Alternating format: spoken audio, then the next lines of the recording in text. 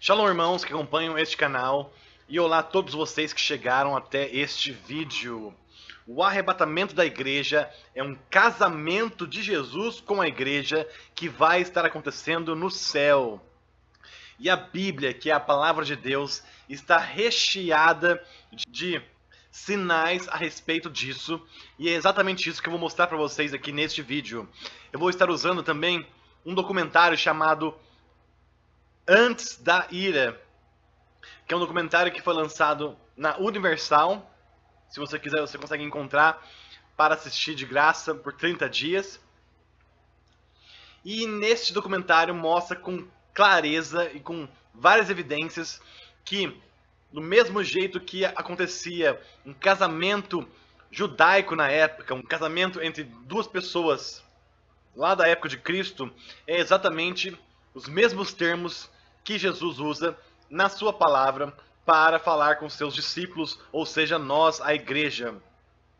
Então, eu vou entrar rapidamente aqui e vou mostrar que o arrebatamento é um casamento, e aí eu vou mostrar aqui tradição dos galileus do casamento e passagens bíblicas que Jesus fala a mesma coisa, porque a pessoa que era galileu da época entenderia o que Jesus estava falando com suas parábolas, com suas tão famosas frases que muitas pessoas hoje em dia repetem, mas não entendem porque não estão entendendo a cultura da época. Então, primeira coisa que é a tradição dos galileus. Quando um galileu vai se casar com uma noiva, lá na época antiga da Galileia, primeiro acontece um pacto entre o noivo e a noiva feita com vinho. Isso eu vou mostrar para vocês aqui no vídeo a partir do minuto 21, então dá uma olhadinha aqui. Então todos prendem a respiração. É entregue um cântaro de vinho ao noivo. O noivo então despeja o vinho em um copo cerimonial que vai ser oferecido à sua noiva desejada. E isso se chamava o copo da alegria, e com as duas mãos, com reverência, respeito e temor, ele passava para a sua noiva. Então você vê que o pacto é feito através de um copo de vinho. E tem uma outra coisa interessante também aqui que aparece no minuto 23 e 16. Deixa eu ver aqui. 23 e 16. Depois que a noiva toma o copo aceitando o pacto com o noivo, isso aqui acontece. Olha só. Então o noivo diz publicamente para que todos ouçam: você agora está consagrado a mim pelas leis de Moisés, e eu não vou beber deste copo de novo até beber dele com você na casa de meu pai. Então olha só o que ele fala. O noivo fala para a noiva: você agora está consagrada a mim, porque ela aceitou o pacto, e eu não beberei mais do vinho até eu beber com você na casa de meu pai. E você que entende de Bíblia sabe que Jesus bebe o vinho com os discípulos como uma aliança lá na Santa Ceia. Isso está em Mateus 26, 27 a 29. Então, Mateus 26, versículos 27 a 29, lá na Ceia do Senhor, esta cena aqui acontece. Enquanto comiam, Jesus tomou o pão, deu graças, partiu e deu aos seus discípulos, dizendo: tomem e comam, isso é o meu corpo. Em seguida tomou o cálice, deu graças e ofereceu aos discípulos, dizendo: bebam dele todos vocês. Isto é o meu sangue da aliança. Este aqui é o meu pacto, que é derramado em favor de muitos para perdão de pecados. Eu lhes digo que, de agora em diante, não beberei deste fruto da videira, até aquele dia em que beberei o vinho novo com vocês no reino do meu Pai. Então você percebe a primeira semelhança que as pessoas lá 2000 anos atrás iriam ter entendido o que ele está falando aqui. Ele está fazendo uma aliança de casamento com os seus discípulos, com aqueles que crerem nele. Então, ele não vai beber mais até que ele beba no reino do meu Pai. Isso aqui é uma aliança de casamento. É a primeira dica que aparece aqui na Bíblia a respeito do arrebatamento ser um casamento. Então, vamos para a segunda dica. Segundo, o noivo deixa a noiva para preparar um lugar. Então, depois que eles têm um pacto, o noivo ele deixa a noiva por um tempo para preparar um lugar na casa do pai dele. Olha só, isso está no minuto 27 e 40, um exemplo. Então vamos lá, 27 e 40. E vamos voltar aqui. O verdadeiro trabalho só agora começa. O noivo deve deixar a sua noiva, porque eles viverão separados até o dia da festa do casamento. Na verdade, o noivo agora é responsável por todos os preparativos para o dia em que ele se reunirá com a sua noiva. Então você vê que depois que eles selam o pacto com o vinho, o noivo deixa a noiva. Aqui no vídeo eles mostram que é pelo menos um ano que ele demora para preparar todos os preparativos aqui para se casar com a noiva. Então ele constrói uma casa nova, um quarto novo na casa do pai, prepara toda a cerimônia, junta comida e tudo mais para alimentar as pessoas. Tem um outro exemplo aqui também, no minuto 29 e 42.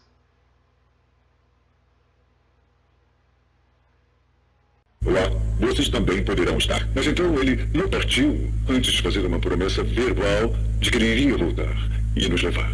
E onde ele está, nós também estaremos. É muito importante nós entendermos. Ele não está dizendo para onde vocês estiverem, eu também estarei. É onde eu estou, vocês também estarão.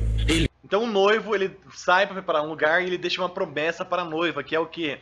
Eu vou preparar um lugar e eu voltarei para te pegar, para casar com você.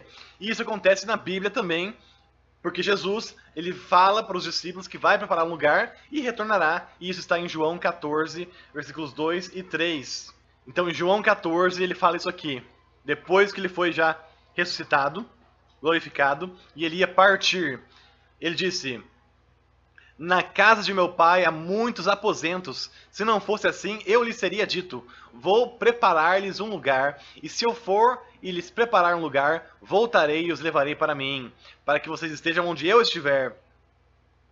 Para que vocês estejam onde eu estiver, não para que eu esteja onde vocês estão.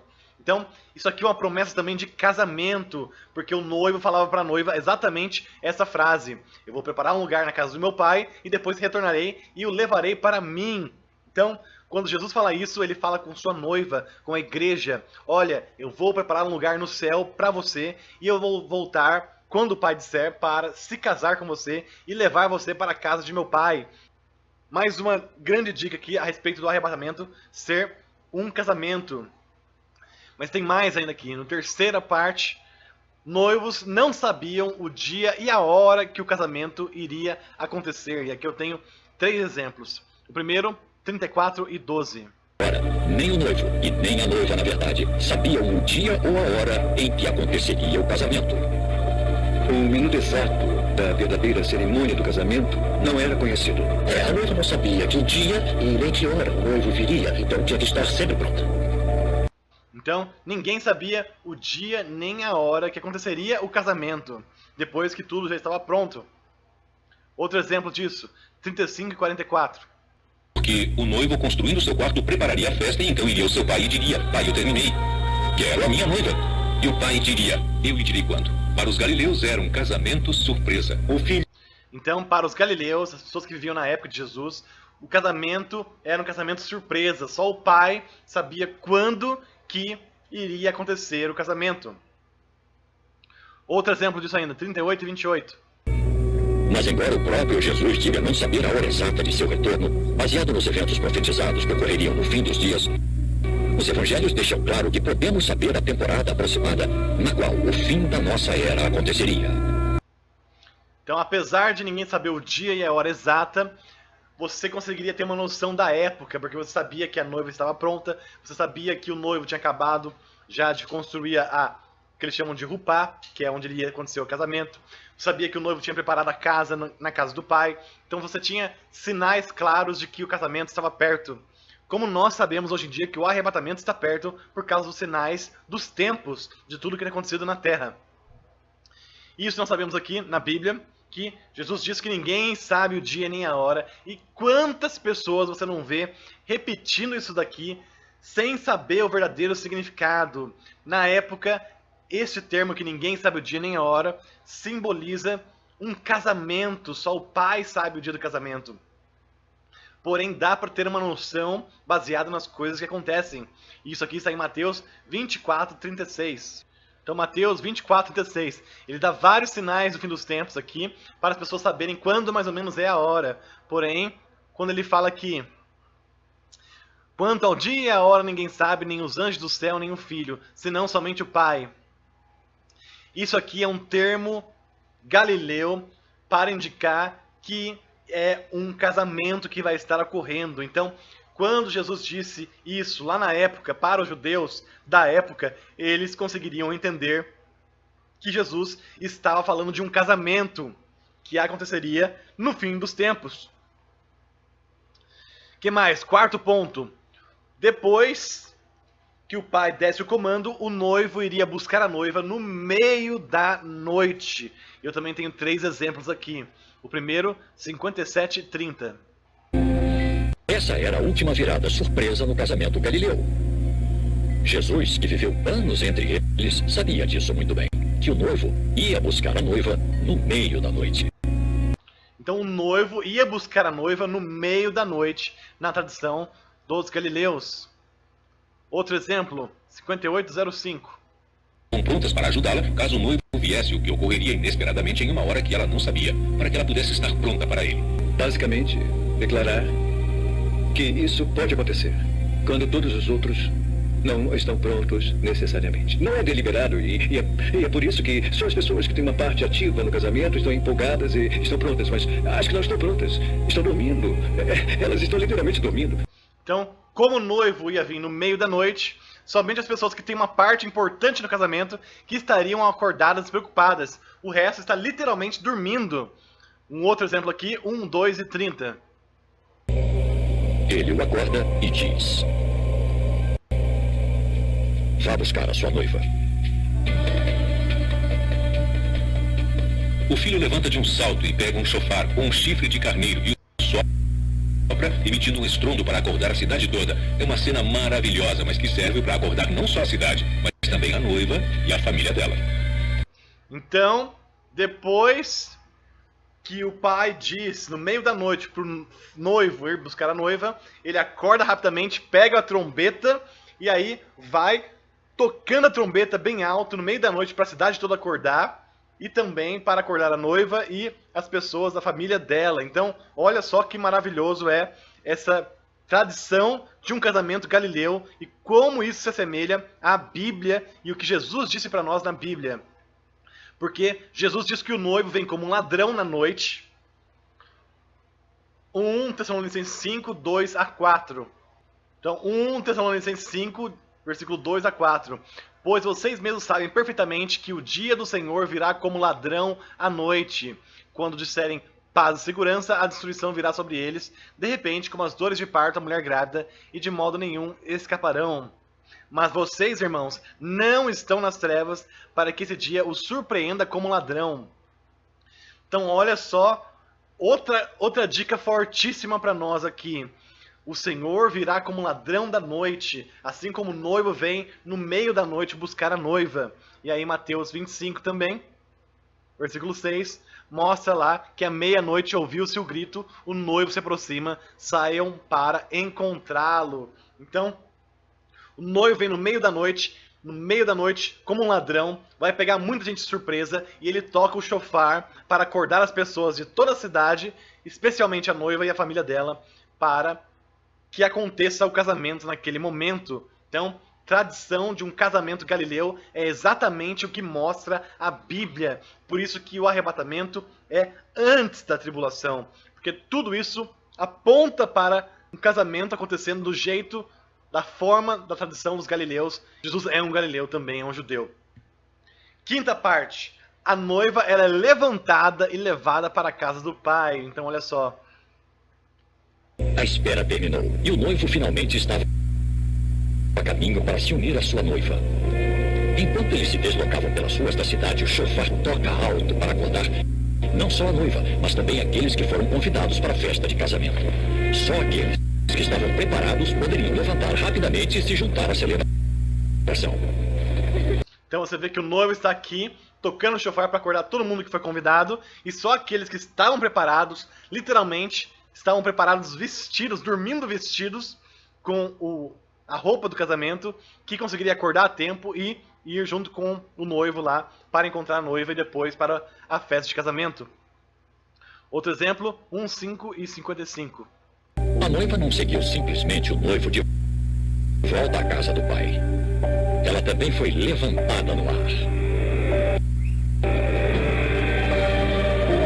Então olha só, quando o noivo encontra a noiva ela não anda junto com o noivo para a casa do pai, ela é levantada, literalmente carregada para a casa do pai.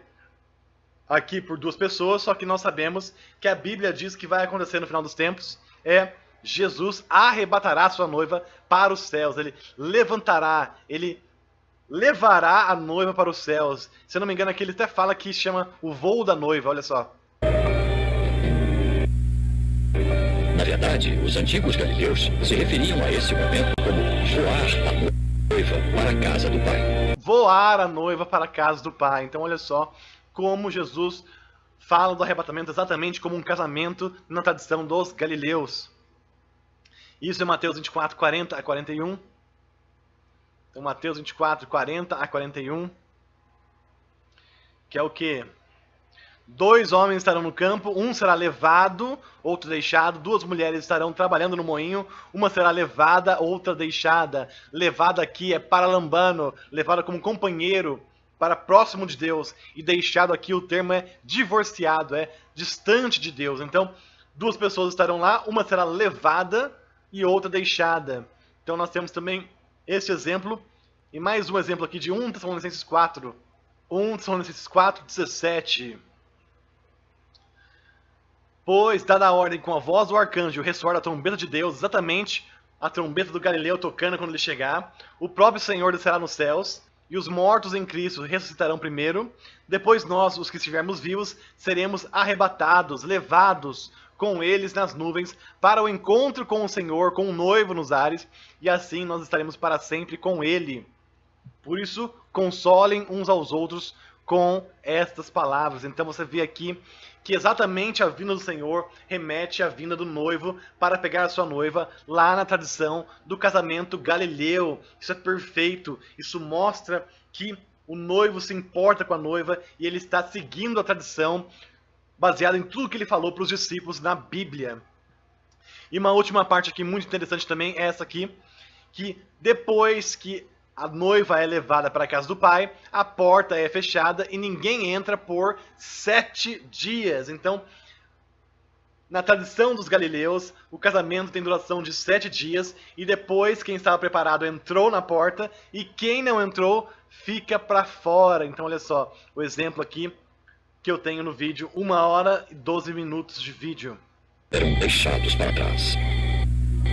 Quando eles chegam à casa do pai, todos se amontoam no quintal. Agora a festa está pronta para começar. E a porta é fechada atrás deles. E ninguém sai e ninguém entra durante 7 dias e noites. Ninguém sai e ninguém entra durante 7 dias. 7 dias de casamento. E o outro exemplo aqui é 1, 13 e 30. E exatamente como o antigo casamento galileu, a profecia bíblica avisa que os que perderam o retorno de Cristo estão destinados a compartilhar a ira de Deus, que será despejada sobre uma palavra de rejeição. Então, quem perder, quem não estava preparado na hora do casamento e ficar de fora, vai ficar de fora por 7 dias, simbolizando 7 anos da tribulação para enfrentar a ira de Deus. E isso aqui na passagem bíblica é Jesus vai para as bodas com a noiva e fecha a porta. Isso está em Mateus 25, versículo 10, que é o que? A questão da parábola das 10 virgens. E saindo elas para comprar óleo, chegou o noivo, as virgens que estavam preparadas entraram com ele para o banquete nupcial e a porta foi fechada. Depois, mais tarde, elas vieram e Senhor, Senhor, abra a porta para nós. Mas ele respondeu, a verdade é que não as conheço. Portanto, vigiem, porque vocês não sabem o dia nem a hora. Olha só, estejam preparados para que vocês sejam pegos preparados quando o noivo vier. Porque se você estiver despreparado, você vai ficar para fora e vai ser lançado na tribulação de 7 anos. E outro exemplo aqui, nós sabemos que é 7 anos por causa de Daniel 9:27. Então, Daniel 9:27, as 70 semanas profetizadas para o povo de Israel, que 69 já foram cumpridas e falta uma última semana de 7 anos, por isso que nós sabemos que são 7 anos finais, simbolizando 7 dias de festa. Com muitos, o anticristo fará uma aliança que durará uma semana de 7 anos, e no meio da semana ele dará o fim ao sacrifício e à oferta, e numa ala do templo será colocada o sacrilégio terrível, que é a abominação da desolação. Então, 7 anos exatos, profetizados, que falta acontecer para a tribulação, que simboliza os 7 anos que vai ter de bodas do Cordeiro, 7 dias de bodas do Cordeiro, 7 anos na terra de tribulação. Então, você consegue ver com exatidão que Jesus ele está cumprindo, ele diz na Bíblia, e ele vai cumprir o arrebatamento como uma tradição do casamento dos galileus. Então, tudo que está escrito na Bíblia, as pessoas da época antiga iriam entender que o arrebatamento ele vai vir para o noivo se casar com a noiva, e todas essas passagens aqui são dicas iguais ao que acontece na tradição de um casamento dos galileus. Por isso que é tão importante você entender isso, porque o arrebatamento é antes da tribulação. A tribulação vai ser para as pessoas que ficaram de fora do casamento. O casamento acontece de portas fechadas por 7 dias. A tribulação acontece fora do casamento por 7 anos. A noiva é levantada, arrebatada. O noivo vai buscar a noiva no meio da noite. Os noivos não sabem o dia e a hora do casamento. O noivo vai preparar um lugar. E o pacto feito com o noivo e a noiva é feito com vinho. Então tudo isso são sinais, mostram para nós que o arrebatamento vai acontecer. E é um arrebatamento pré-tribulacionista, antes da tribulação. É um casamento que vai estar acontecendo no céu, que Jesus cumpre a tradição dos galileus com perfeição. E isso que está escrito na Bíblia para nós. Por isso acredite, porque as pessoas que estão falando que o arrebatamento é depois ou no meio da tribulação não conseguem compreender perfeitamente o que Deus está querendo falar na sua palavra. Estão enganados e enganando as pessoas, porque a verdade é exatamente o que acontece no tempo antigo com a tradição do casamento galileu. É antes dos 7 anos, antes dos 7 dias, a noiva é levada. E essa é a verdade que eu espero que você que assistiu esse vídeo creia e se prepare, porque nós estamos agora muito, muito perto de sermos chamados para o casamento no céu. Maranata!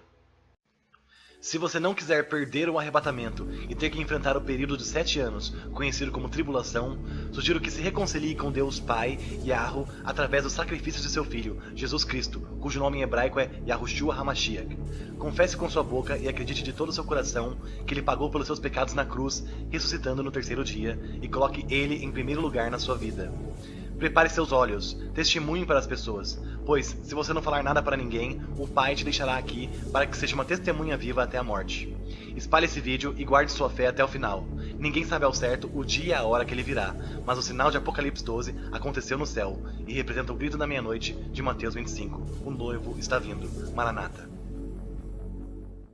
Gratidão a vocês que apoiam este canal, a sua ajuda é de extrema importância e faz toda a diferença para mim quando crio os vídeos.